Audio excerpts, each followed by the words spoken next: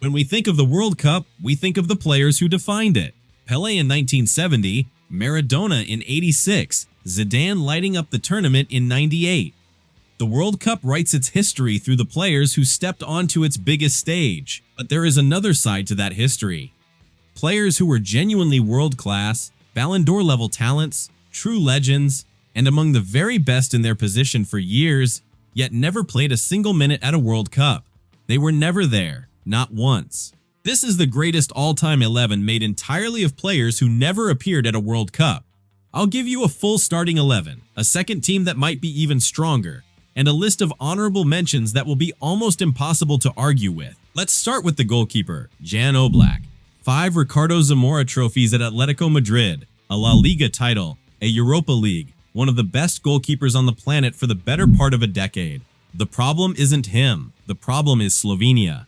Just over 2 million people qualified for the World Cup exactly twice in their entire history, in 2002 and 2010. Oblak was a teenager both times, too young to even be considered, but he's now 33. A great goalkeeper of his generation, without a single minute of World Cup football to his name. In the defense, we'll have 3 center backs.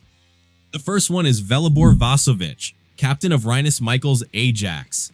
He lifted their first European Cup in 1971 and helped shape what we'd eventually call total football. 32 caps for Yugoslavia between 61 and 71.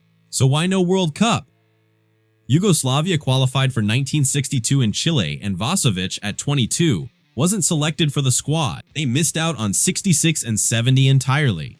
By the time they came back in 74, he was long retired from international football, one of their greatest ever defenders, but his timing was wrong in every single World Cup cycle. Our sweeper, Armando Pichi, captain of the Grande Inter side that dominated Europe in the mid-60s. 2 European Cups, 3 Serie A titles.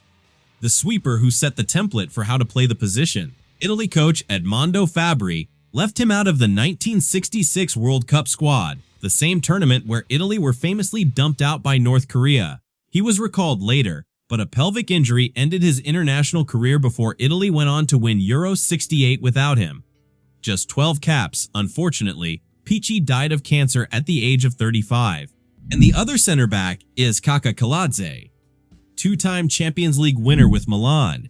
In 2003 and 2007, he played alongside Maldini, Nesta, and Costacurta in one of the great defensive units in modern football history. Kaladze made 83 appearances for Georgia, but Georgia has never qualified for a World Cup, never come close enough.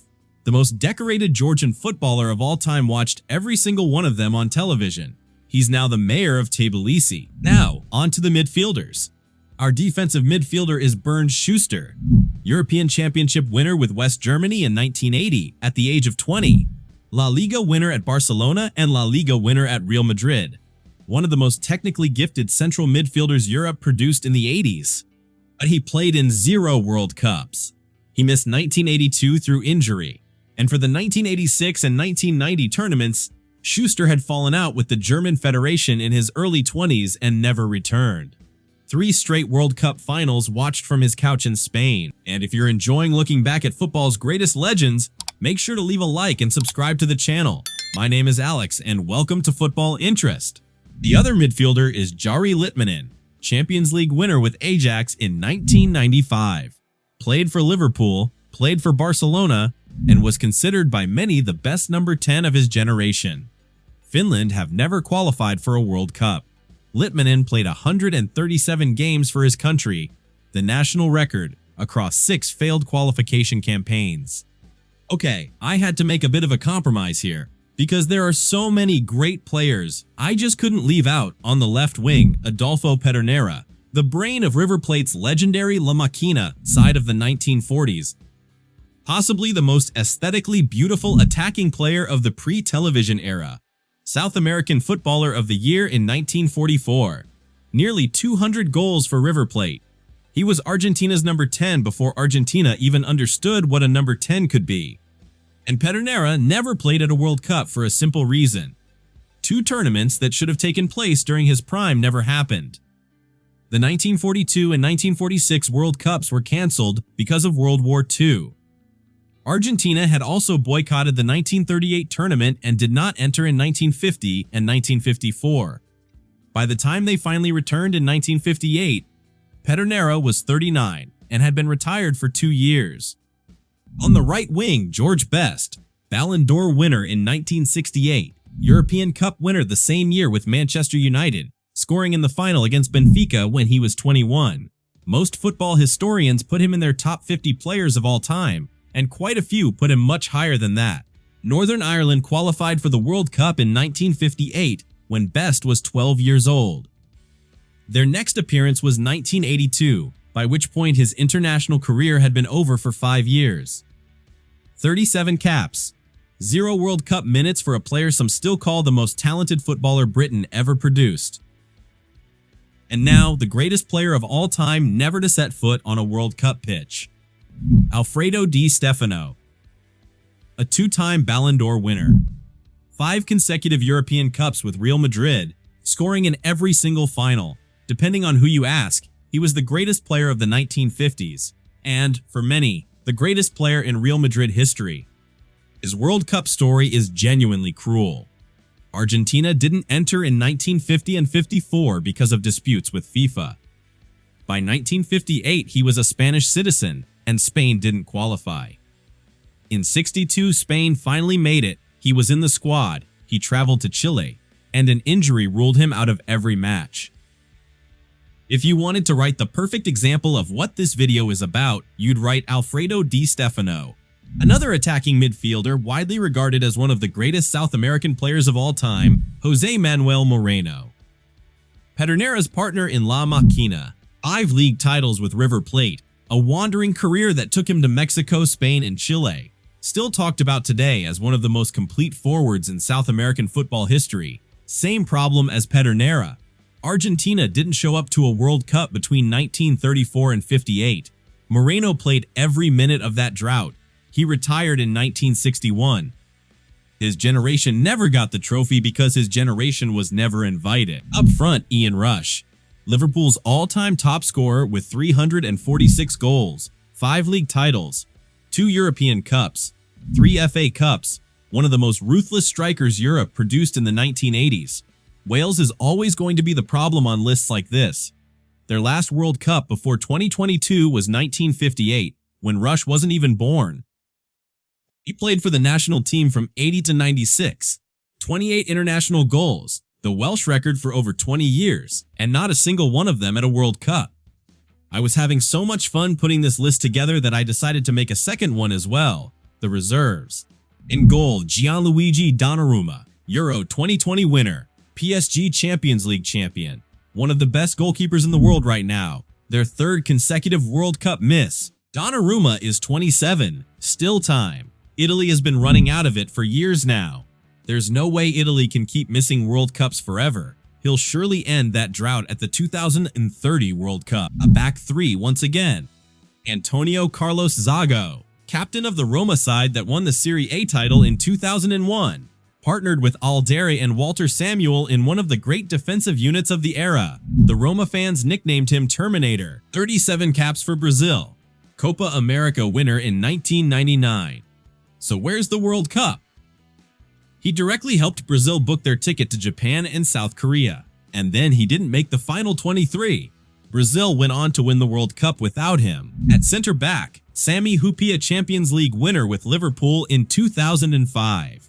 That night in Istanbul against Milan. 105 caps for Finland, exactly the same heartbreak as Litmanen above. Next to him, Kevin Ratcliffe, captain of Everton in the mid-80s when they were genuinely one of the best teams in Europe. 2 league titles, an FA Cup, a Cup Winners' Cup, 59 caps for Wales between 1980 and 93, same country as Rush, same era, same heartbreak. In wide midfield, Ryan Giggs, 13 Premier League titles, 2 Champions Leagues. The most decorated British footballer of all time, 64 caps for Wales, 0 World Cups. His Manchester United teammates, Beckham, Scholes, Gary Neville, they all went to multiple tournaments with England. Giggs went to none. In holding midfield, Jorginho, Champions League winner with Chelsea in 2021, European Championship winner with Italy. He was on the pitch for the playoff loss to Sweden ahead of 2018. He was on the pitch for the North Macedonia disaster ahead of 2022. 2 failed World Cup cycles. The center midfielder, Dirceu Lopes. Cruzeiro idol of the late 60s and early 70s. Still talked about today as one of the greatest Brazilian playmakers never to make it onto the international stage. The reason is simple. Brazil's number 10 during his peak belonged to Pelé. The understudy slots were taken by Tostão, Gerson, Rivellino, Ademir de Goya, Roberto Miranda, Paulo Cesar. Brazil won the World Cup 3 times in 12 years. Dirceu was good enough to start for any other team on earth, just not ahead of that golden Brazil generation. On the left, Valentino Mazzola, captain of the Grande Torino side that won 5 consecutive Serie A titles in the 1940s. Captain of Italy, the most complete forward in Europe at the time. On May 4, 1949, the plane carrying the entire Torino squad crashed into the Basilica of Superga outside Turin. Valentino Mazzola died in the disaster at just 29 years old. The attacking midfielder, Alex. Cruzeiro legend, Palmeiras legend, Libertadores champion. The face of Fenerbahce in their best decade of the modern era, over 100 goals in Turkish football. The Brazilian who turned every free kick into a postcard, 46 caps for the Seleção. He sat in squads. He never started a World Cup match. The number 10 shirt belonged to Rivaldo, then Ronaldinho, then Kaká. Alex was always close, never close enough. The second striker, Abidi Pelé, 3-time African Footballer of the Year, Champions League winner with Marseille in 1993. He was their star turn the whole season, 67 caps for Ghana. Ghana didn't qualify for their first ever World Cup until 2006. Up top, Eric Cantona, 4 English titles in 5 years. The man Manchester United supporters still chant the name of. He played for France from 1987 to 1995. France didn't qualify for 1994. By the time France hosted and won the 1998 tournament, Cantona had retired from football at 29 and was acting in films. The team that lifted the trophy on home soil was the team he should have led. Some other great legends that have never played in a World Cup match. The honorable mentions. George Weah, Ballon d'Or winner in 1995, the only African footballer to ever win it.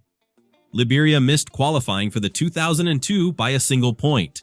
Weah paid for the national team's flights, hotels, and kits out of his own pocket. He later became president of Liberia. Gunnar Nordahl, Milan's all-time top scorer with 221 goals. 5-time Serie A top scorer, a record nobody has touched since. Olympic gold with Sweden in 1948. Then he signed for Milan and Sweden banned him from the national team for turning professional. Sweden finished 3rd at the 1950 World Cup without him.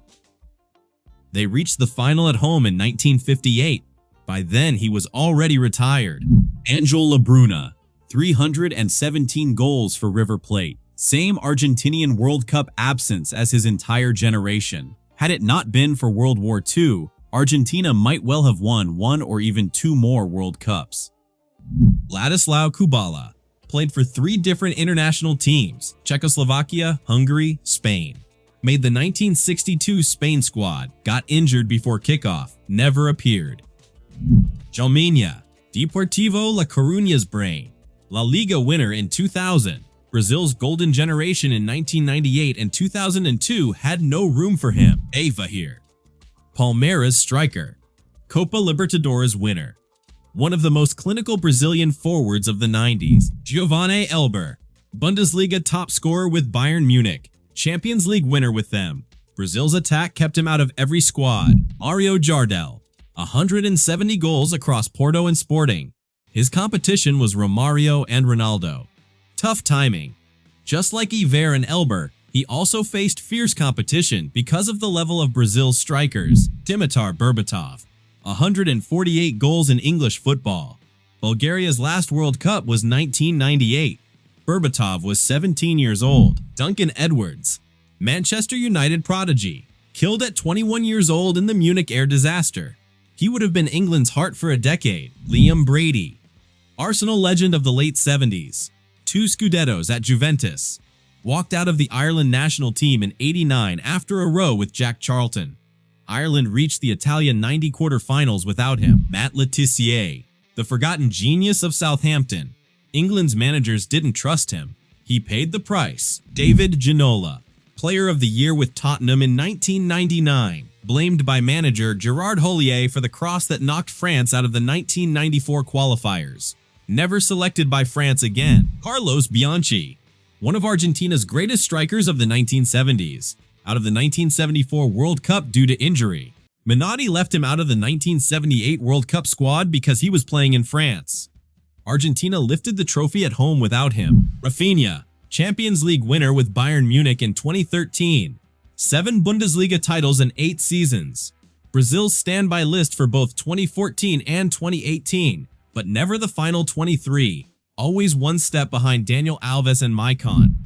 And that's the list. 40-something players, Ballon d'Or winners, Champions League winners, national team record holders, league legends. Who's the biggest name on this list for you? And who did we miss that absolutely should have been in there?